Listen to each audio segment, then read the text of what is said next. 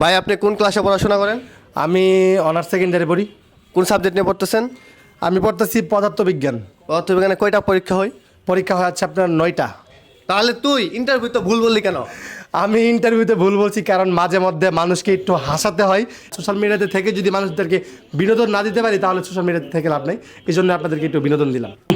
এবার ভাইজান অনেক ভালো করে পড়ালেখা করেই আসছে, এবার আর ভাইজানকে আপনারা কট দিতে পারবেন না। ওটা সে ফান করে বলছিল। আসলে কি মানে কট খাওয়ার পর মানে বিভিন্ন বলদ বুঝানোর যে ব্যাপারটা পৃথিবীর ভিতরে এই কন্টেন্ট মারানির পুত আছে যে কন্টেন্ট মারাইতে মারাইতে কলেজে যাওয়ার সময় পায় না এবং সে সাবজেক্টের নাম জানে না, সে কিসে পড়ে এটা জানে না, শুধু জানে সে অনার্সই পড়ে, এটা সে জানে। মানে আসলে যে তার কেটা ভর্তি করাইছে না, সে অনার্সে গেছে নাকি। আমার তো মনে হয় না যে কলেজের কোন স্যাররা ওই ভাইজানকে ভালোভাবে চিনে। ঠিক আছে, কোন কলেজে পড়ে জিজ্ঞাসা বলতে পারতে না তো, বলতে লন্ডন কলেজের অনার্সে পড়ি, মানে এইভাবে সে একটা কোনো অ্যান্সার দিত। মানে কন্টেন্ট মারানির পুতে কন্টেন্ট বানাইতে বানাইতে কলেজে যাওয়ার সময় পায় না, সাবজেক্টের নাম জানে না, আর এখন সবকিছু শিক্ষা টিক্ষা পাবলিকরে বলদ বানাইতেছে।